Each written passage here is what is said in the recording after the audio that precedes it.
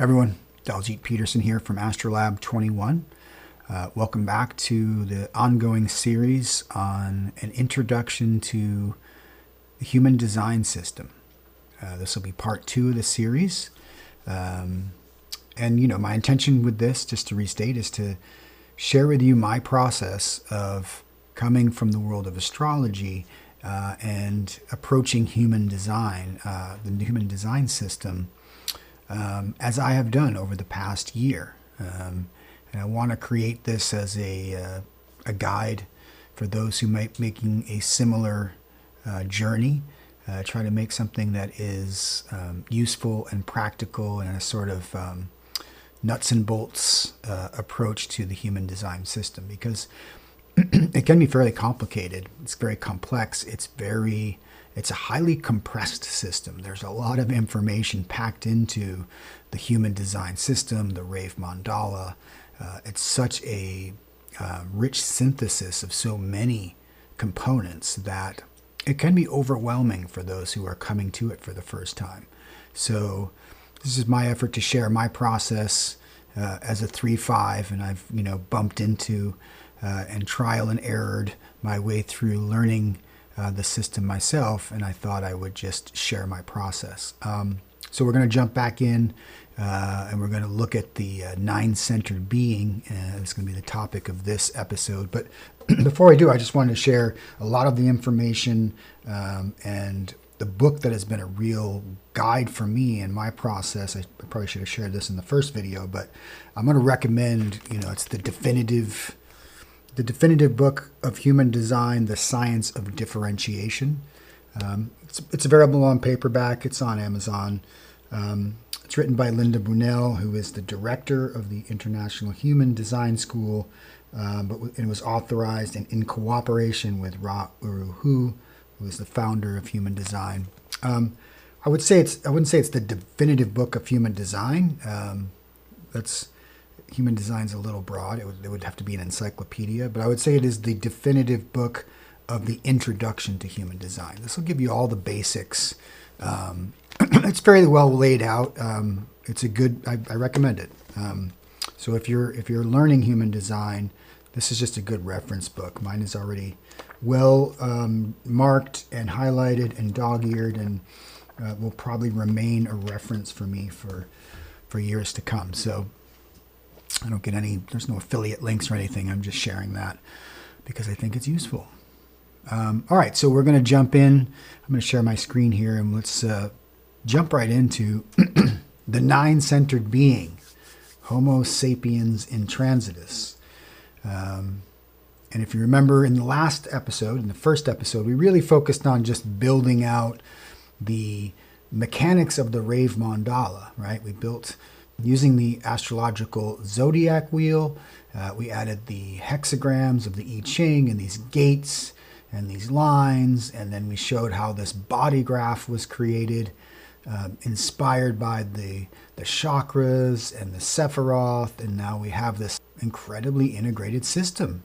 And now it's like, well, how does it work? What does it do, right? And the first claim, which I admit is a pretty bold claim, as I said, is that essentially we are in the midst of a mutation, that essentially humans, Homo sapiens sapien, has mutated into this transitional species which Ra called Homo sapien intransitus.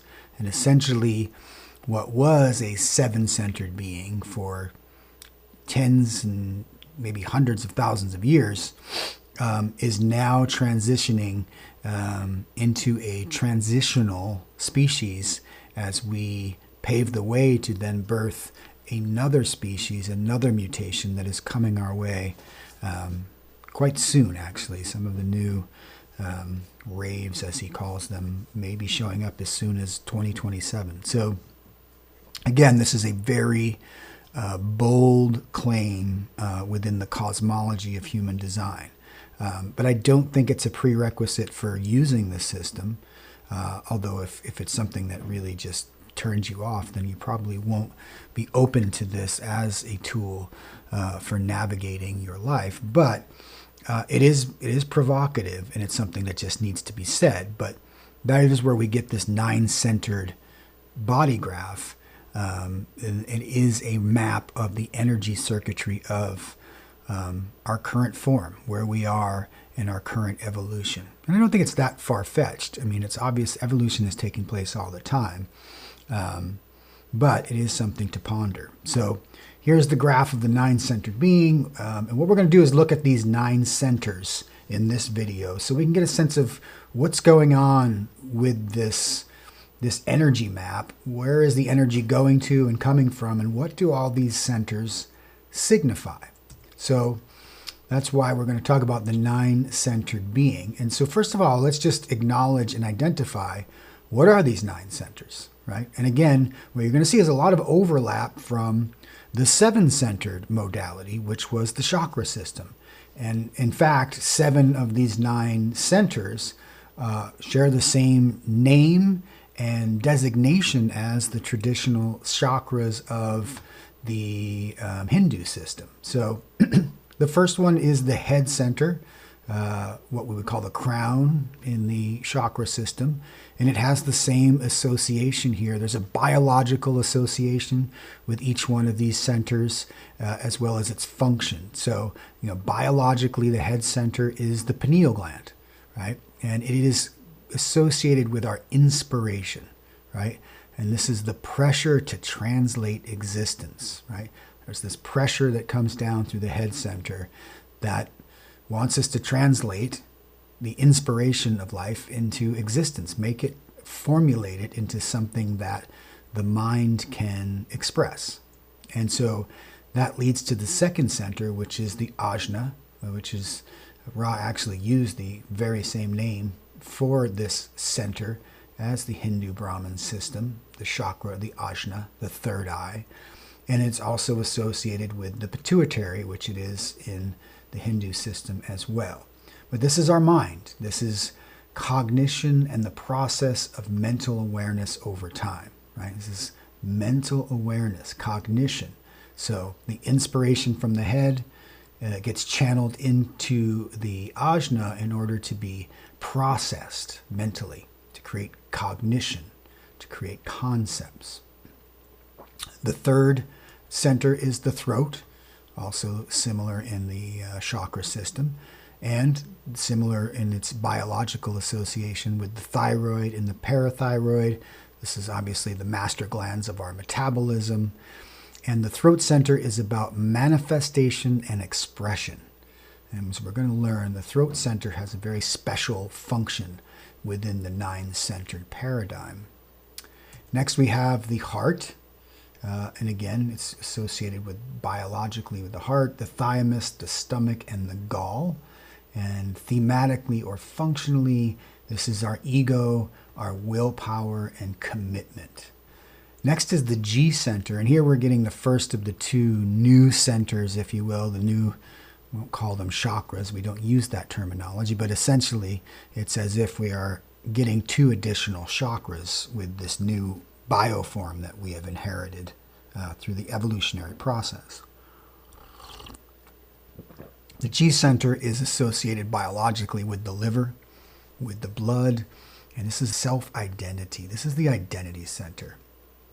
Location, direction, and love. And then if we keep going, we get the spleen, which is the other new center or chakra that we have in the 9-centered configuration. This is associated biologically with the lymphatic system and our immunity, the immune system. And this is about intuition, awareness in the now, right? This is our most primitive awareness. Instantaneous, instinct, fight or flight, survival, right? The spleen is associated with all of those awarenesses. Then we have the solar plexus, which was part of the original 7, if you will. Biologically, the kidneys, the bladder, and the pancreas. And this is where we process our emotions and our awareness in the wave. And this is a phrase that we'll become more familiar with or aware of as we dive deeper into the human design system. It's very interesting. The solar plexus is a focus of great attention in in human design. This is sort of this awareness, this emotional awareness is where we're evolving to. It's one of the reasons we are a 9-centered being and not a 7-centered being. And that's something that, it's a very fascinating subject that hopefully we'll get to explore more deeply in future episodes. Then we have the sacral center, right? Again, a remnant, if you will, of the 7-centered modality. Reproduction, fertility, sexuality essentially is what the biological association is, and this is the power to sustain activity. This is kind of the engine of the body graph and of the human energy system. And then finally the root, associated with the adrenal glands. This is the seat of the Kundalini power, as it is in the chakra system. And this is the pressure to move and the balance of fear and trust. So there you have all 9 centers and their biological association and the sort of functions that they represent within the body graph. Now each of the centers has a specialty role, if you will, and I'm going to go over those now with you. And starting with the throat, and as I said, the throat center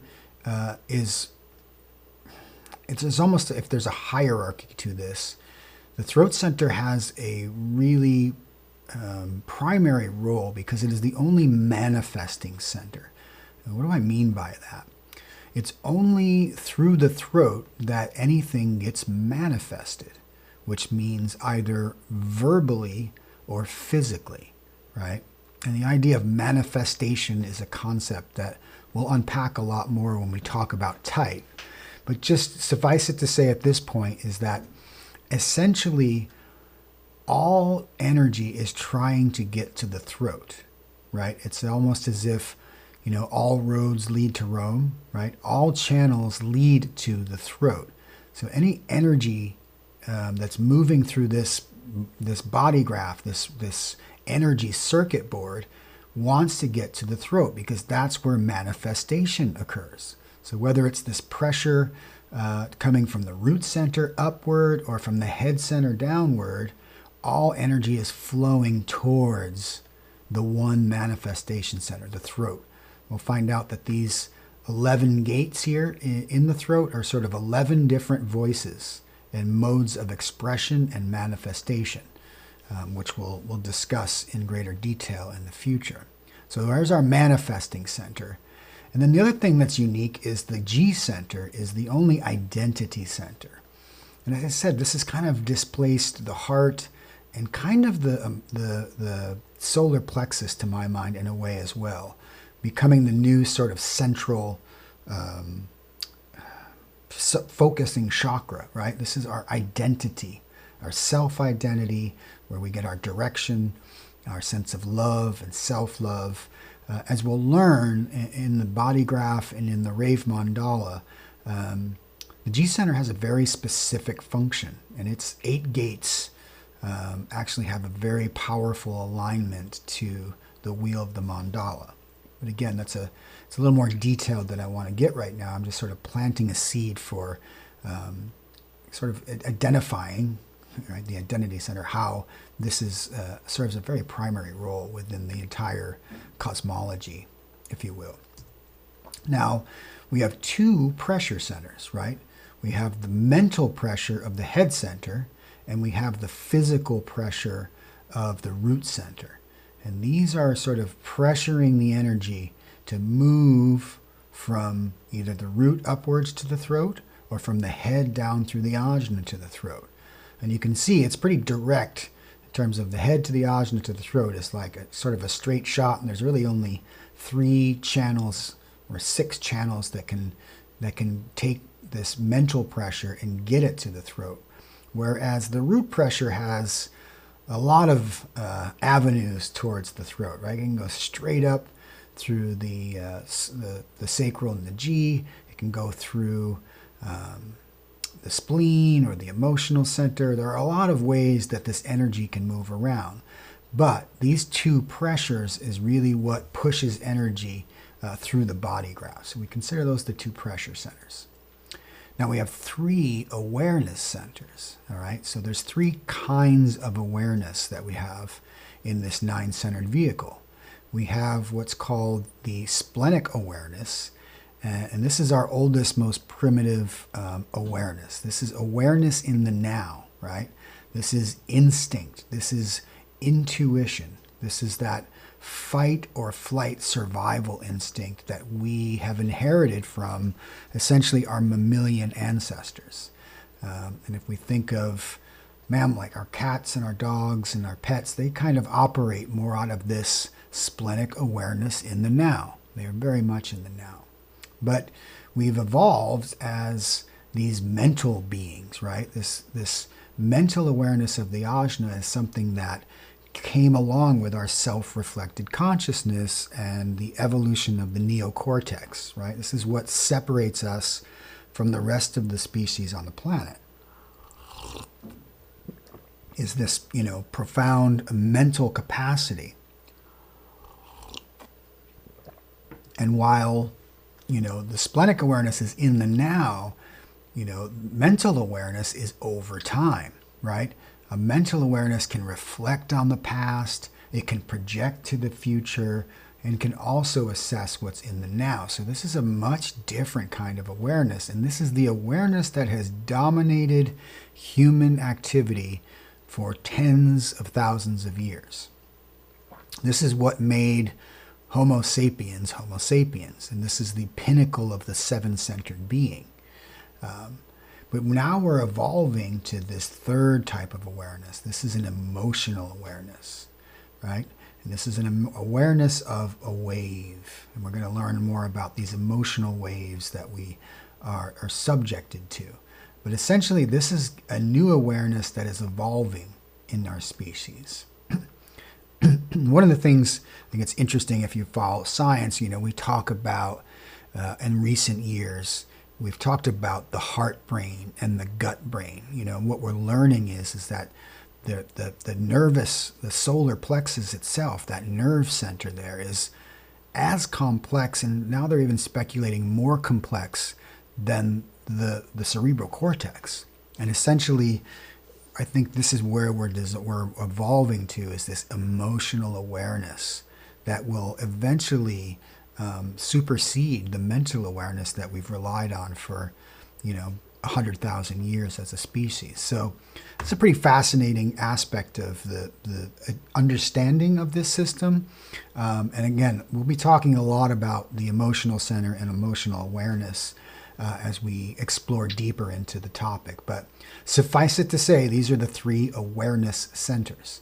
And then lastly, we have 4 motor centers. And this is also important to comprehend, right?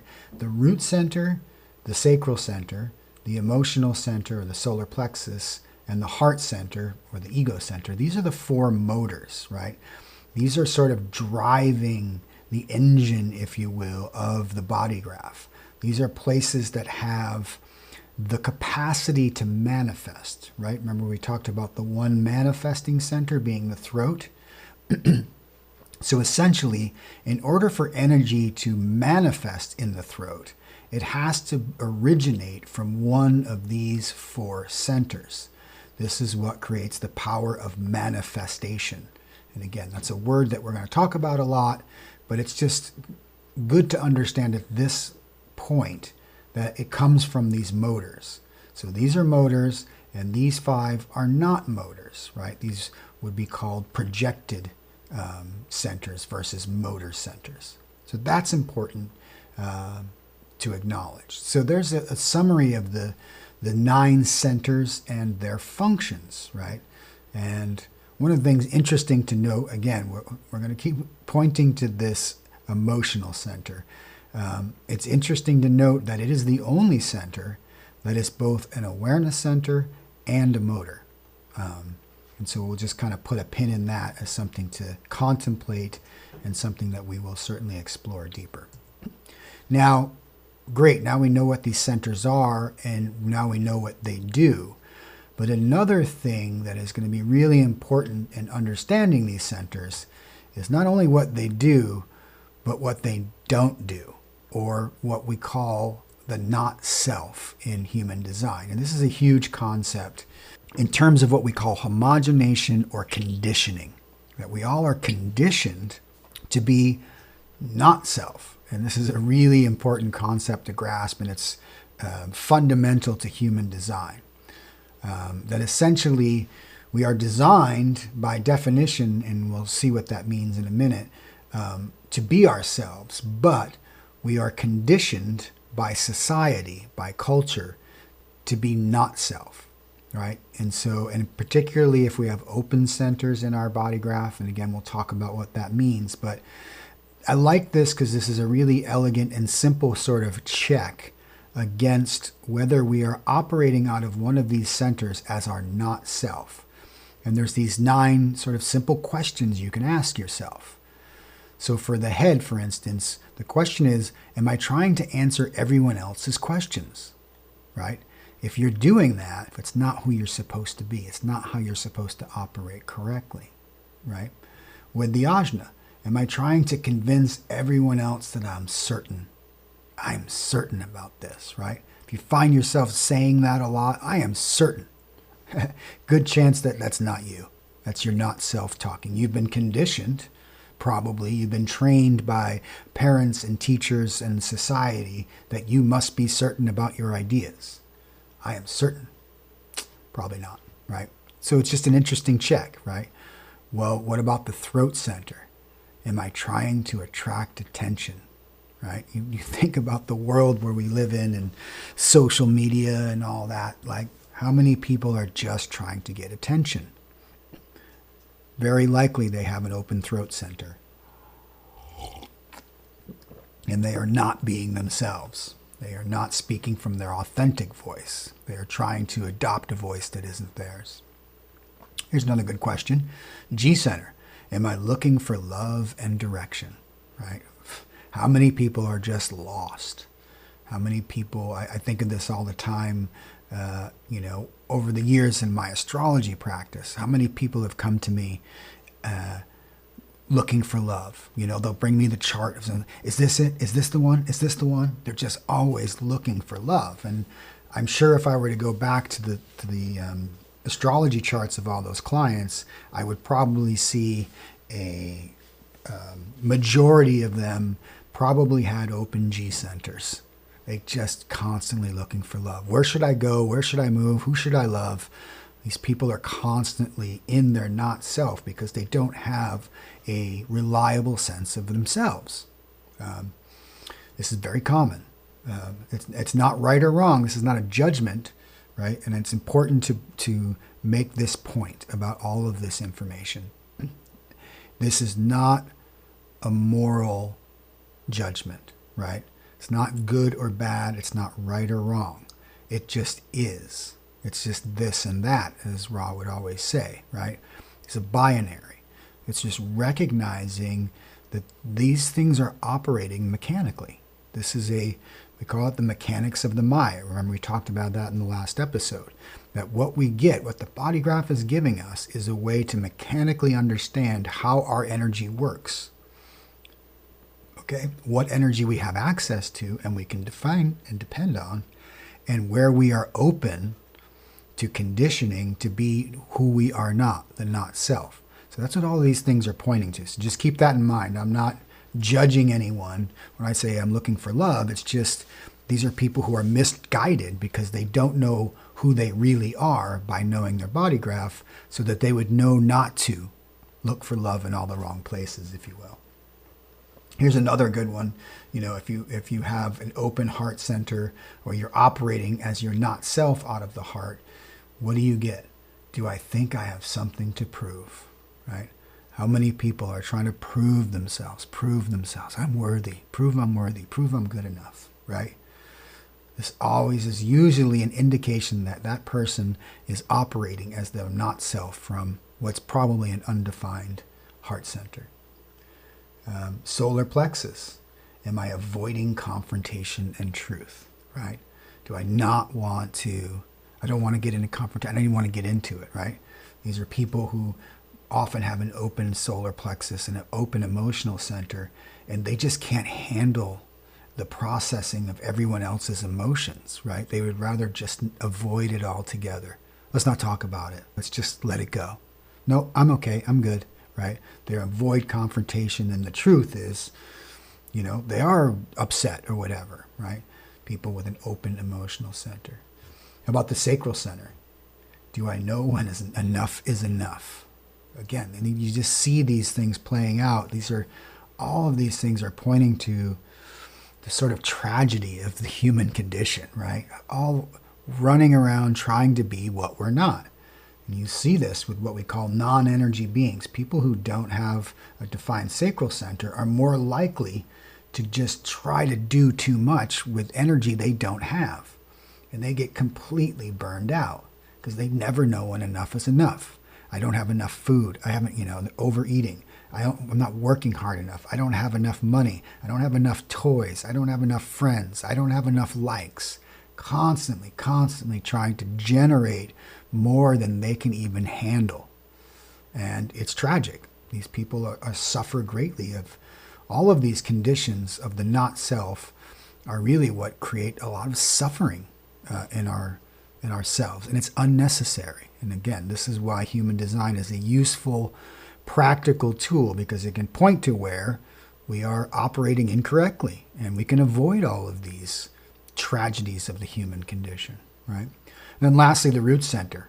Am I in a hurry to get things done so I can be free of pressure, right? This is quite common with people. They just hate feeling pressured to do something. So you'll see this for people commonly in a workplace, right? Where there's a tight deadline and the boss is like, we need this by Friday, right? And these folks who probably have an open root center, they just are so uncomfortable with the pressure to perform that they will just work as fast as they can to get something done, right? And so that Friday deadline, they've got it done Wednesday, right? And then what happens to them, right? The boss is like, oh, this guy, he's working hard. They give him twice as much work because they work so hard. Now they've got twice as much pressure. And you talk about a recipe for burnout. These are the people that just get completely burned out in life. They're using energy or trying to access energy they don't have because it's not in their design. So this concept of the not self, it's really one of the most insightful and useful ways of approaching this system, this body graph. If you can get that, I mean, it's like that alone is worth its price of admission, because you start to say, what is this? The science of differentiation, as the book title indicates, right? We're supposed to be different, but what happens in society is we are conditioned to be homogenized parts, cogs in a big wheel of our society, our culture. The moment we come into this world, our parents are, conditioning us to be functioning little adults so that we can go to school and learn and get a job and be part of the world, right? All of those are stages of conditioning. Again, not a judgment, not right or wrong, not good or bad. It's not the parents' fault. It's not mom's fault. It's not dad's fault. It's not, Mr. Johnson, your third grade teacher. It's nobody's fault. It just is, right? It's the way we've always done it. But what human design is trying to say is maybe we should do it a different way, right? If we can raise our children to be themselves in a non-homogenized universe, imagine what kind of potential we would have. And that's the promise of human design, if you will. So there's our 9 centers and our 9 not selves. And essentially, this is the 9-centered being. So there we have it. So what do we have at this point? We have the wheel of the zodiac, right, which was the starting point that we looked at last episode. We brought in the hexagrams from the I Ching and assigned the gate to each of the hexagrams. So we have these 64 gates that are mapped to the zodiacal wheel. Within each one of those gates, there's 6 lines. And then we have this beautiful, elegant body graph, which is an energy map of the 9-centered human being, which has incorporated concepts of the chakra system and the tree of life. And this is a circuit board of energy. that's showing us how energy flows, what energy we have, what energy we don't, how to use it, how not to use it, right? So again, how does this work in practical terms? What is the mechanics of this? How does this thing function? How can I use this as an individual? Well, that's the next step.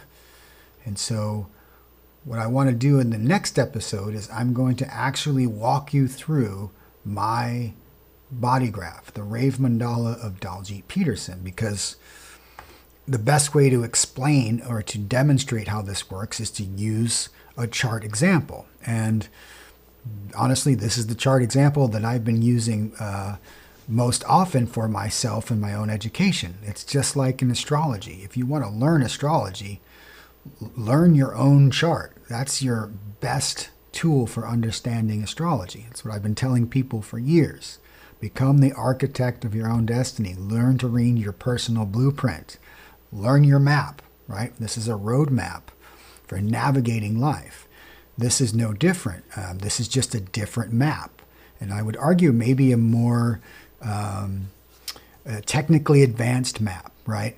I don't know, for people who ever lived in Los Angeles back in before the internet and before Google Maps, used to use real maps, paper maps. And there used to be a thing called the Thomas Guide, right? And in LA, this thing was like this thick, right? And every page had a different section of the city. And to get around LA, if you were unfamiliar, you weren't born there, or like me and came to LA as a transplant, you had to have a Thomas Guide because it's the only way you're going to find your way around the city, right? And in some ways, astrology could be the Thomas Guide.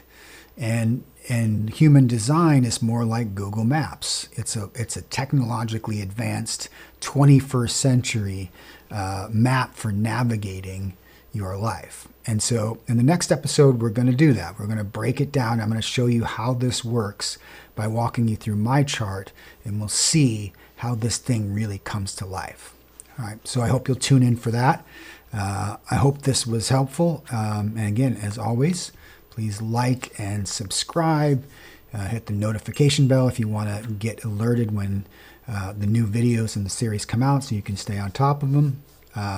Yeah, so we'll jump into part 3 next time. All right, till then, Sat Nam, everyone.